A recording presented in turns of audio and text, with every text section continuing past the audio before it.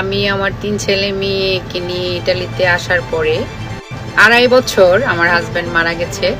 তো আসসালামু আলাইকুম, সবাই কেমন আছেন? আমি আলহামদুলিল্লাহ ভালো আছি। আমি আসছি আজকে কিছু কথা বলার জন্য। আসলে অনেক কথাই তো থাকে লাইফে, একটা মানুষের সব কথা তো বলা যায় না, আর দেখা যায় যে সবার সাথে কথাও হয় না। এর জন্য আসলে ছোট্ট করে একটা ভিডিও বানানো, হয়তোবা ভিডিওটা 3-4 মিনিটেরও হয়ে যেতে পারে। কথা হলো যে 2.5 বছর আমার হাজবেন্ড মারা গেছে।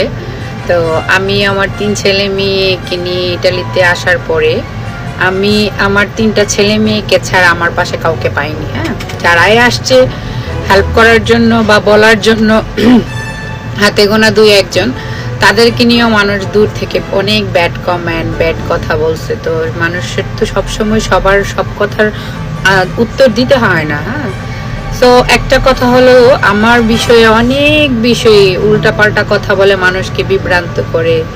মানুষও দেখা যায় যে না বুঝে না জেনে আমাকে প্রশ্ন করে ফেলে কিছু কিছু মানুষ, যাদের সাথে মোটামুটি সম্পর্কটা ভালো।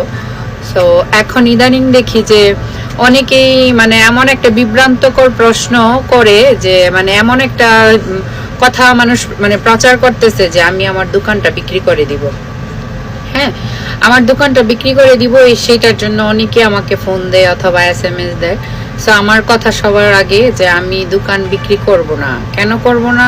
আমার রিজন কি দোকান বিক্রি করার? আমি দোকান বিক্রি করে দিয়ে কি মানুষের এখানে চাকরি করব না। হ্যাঁ, হয়তোবা যদি আমার হাজব্যান্ড দোকানটা রেখে না যেত, তখন অবশ্যই আমি জব করতাম, কোনো না কোনোভাবে ম্যানেজ করতাম। যেহেতু দোকানটা আছে সেহেতু সেই দোকানটা নিয়ে আমি তো সামনের দিকে আগানোর চেষ্টা করতেছি। জানি না আমি কতটুকু সাকসেস হব অথবা কতটুকু হতে পেরেছি। তো ইনশাল্লাহ হয়তোবা সবার দোয়ায় আল্লাহর রহমতে ভালো আছি। হ্যাঁ, সব কিছুর পরেও যখন একটা মানুষ হুট করে লাইফ থেকে চলে গিয়েছিল, তখন বুঝতে পারি নাই যে আমি ঘুরে দাঁড়াতে পারবো অথবা আমি একা ইটালিতে চলতে পারবো। আর আমি যে একা ছিলাম সেটাও বুঝি নাই।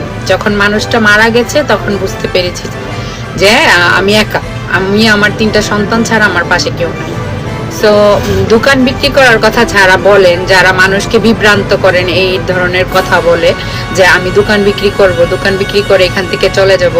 সো আমি তাদের জন্য একটা কথা বলতে চাই, আমি দোকান বিক্রি করব সেটা আমার হাজবেন্ড যখন মারা গেছে তখনও আপনাদের মতো কিছু লোক বলছিলেন যে আমি ইটালিতে থাকবো না, আমি আমার ছেলে মেয়েদেরকে নিয়ে থাকবো না, আমি হয়তোবা বিয়ে করে ফেলবো, দোকান বিক্রি করে দিয়ে চলে যাব। সো ইনশাআল্লাহ 2.5 বছর হয়ে গেছে। তো এখনো পর্যন্ত স্টিল নাও আমি দোকান চালাইতেছি, আমার ছেলে মেয়েকে নিয়ে আছি সবার দোয়ায় আল্লাহর রহমতে।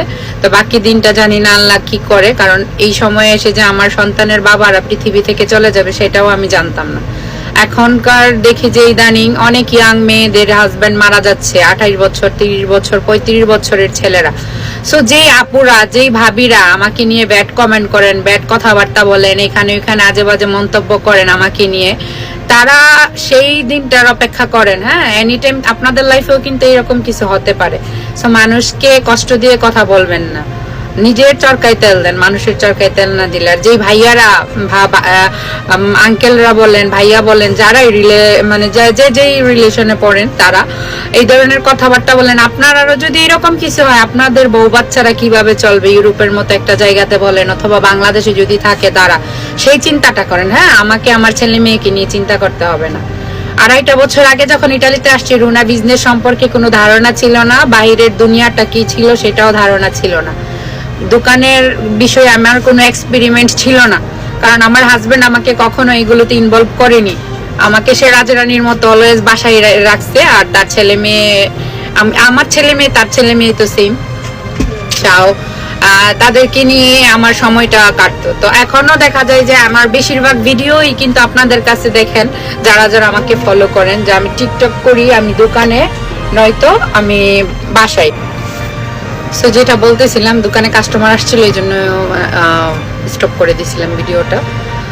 যেহেতু 2.5 বছর আগে আমি কোনো কিছু বুঝতাম না, বিজনেস সম্পর্কে আমার কোনো কিছুতে ধারণা ছিল না, তখন যেহেতু এসে আমি শূন্য স্থানে দোকানটা নিয়ে দাঁড়াতে পারছি, কাউকে চিন্তাম না তখন যে কেউ একজন যারা আমাদের দোকানে মাল দেয় যারা আমাদের দোকানে আসে বা দিত্তা বলেন, আমাদের বাঙালিরা বলেন ড্রিঙ্কস আইটেম গুলো দেয়, তাদেরকেও কাউকে চিনতাম না, কখনো তাদের সাথে আমি কথাও বলিনি এরকম। সো এখন সবাইকে চিনি। আর আলহামদুলিল্লাহ আমি মনে করি যে আল্লাহ হয়তো বা আমি সৎমনি ছিলাম, এর জন্য আমাকে সামনে আগায় যাওয়ার মতো আল্লাহ শক্তি দিছে। আমাদের দোকানে যে ভাইয়ারা মাল দেয় তারাও অনেক ভালো হেল্পফুল, আমার কোনো হেল্প লাগলে তারাও আমাকে অনেক হেল্প করে। কিন্তু যখন নতুন আসছি তখন তারাও আমাকে চিনতো না, আমিও তাদেরকে চিনতাম না। সেই ক্ষেত্রে আমি কোনো জায়গা থেকে কোনো হেল্প পাইনি। শুধুমাত্র আমার 3 ছেলে মেয়ে এই আমার সাহস ছিল যে না, আমার ছেলে মেয়ের জন্য আমার কিছু একটা করতে হবে। তো আপনারা যারা সোশ্যাল মিডিয়াতে একটু অ্যাক্টিভ দেখে অনেক কথা বলেন, অনেক বাজে মন্তব্য করেন, অনেক ভাবে বা বাজেভাবে প্রেজেন্ট করার চেষ্টা করেন সমাজে, তো সেটা আসলে ঠিক না। হ্যাঁ, তো একটা মানুষকে নিয়ে একটা মানুষ চিনে না জানে না তারপরেও পিছনে লেগে থাকে। আত্মীয় স্বজনরা তো আছে, কিন্তু আত্মীয় স্বজনের বাইরে যারা আছে তারাও আমার সমাজের মধ্যে স্ট্রাগল করাটা কিন্তু শুধুমাত্র আমার 3টা ছেলে মেয়ের জন্য না। আর যেহেতু আমার 3 ছেলে মেয়ে হয়ে গেছে, সেই জায়গাতে আমার ছেলে মেয়ের চিন্তাটাই আমার মাথায় থাকবে আগে। আমার এজ কম, আমাকে অনেকে বিয়ের কথা বলেন, হাজব্যান্ডের কথা বলেন, সেটা আসলে বিয়ে করা বা হাজব্যান্ডের নিয়ে থাকাটা বড় কথা না। আমি চাইলেই হয়তো একটা বিজনেসম্যান কোটিপতি দেখে বিয়ে করতে পারি। হ্যাঁ, সো আমার ছেলে মেয়ের দায়িত্ব তো সে নিবে না, বা নিলেও দেখা যায় 6 মাস 1 বছর নিবে। আমার কি ওই যোগ্যতাটা নাই, নাকি আমার চেহারাটা খুবই খারাপ যে একটা ভালো সমাজের একটা প্রতিষ্ঠিত ছেলেকে বিয়ে করতে পারবো না? সেটা তো না।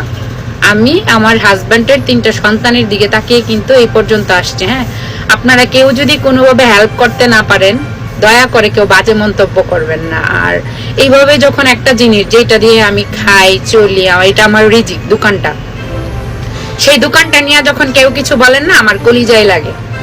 হ্যাঁ, কলিজায় লাগে, কারণ আমার 3টা সন্তান আর আমি আজকে জিটালিতে দাঁড়িয়ে আছি শুধুমাত্র এটার জন্য। আর আমার বেশিরভাগ ভিডিও আমার দোকান আর আমার বাসা। তো আমার দোকানটা যদি আমি ছেড়ে দিতাম বা ছেড়ে দিয়ে থাকি, তাহলে আমি আমার দোকানে বসে কিভাবে?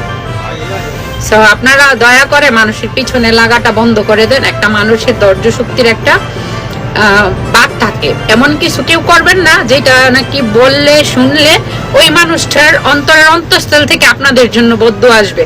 আমি হয়তো বা সবাইকে চিনি না, সবার নাম সবাই বলে না, এসে হুট করে একটা কথা বলে ফেলে, কিন্তু আমার আল্লাহ তো দেখতেছে, আমার মন থেকে কি দোয়াটা আসতেছে সেটা কিন্তু আল্লাহ দেখতেছে। সো ভালো থাকবেন সবাই। আর যদি ভুল কিছু বলে থাকি সেটা কেউ ক্ষমার চোখে দেখবেন। অনেক বড় করে ফেলছি ভিডিওটা। আল্লাহ হাফেজ সবাইকে, আসসালামু আলাইকুম।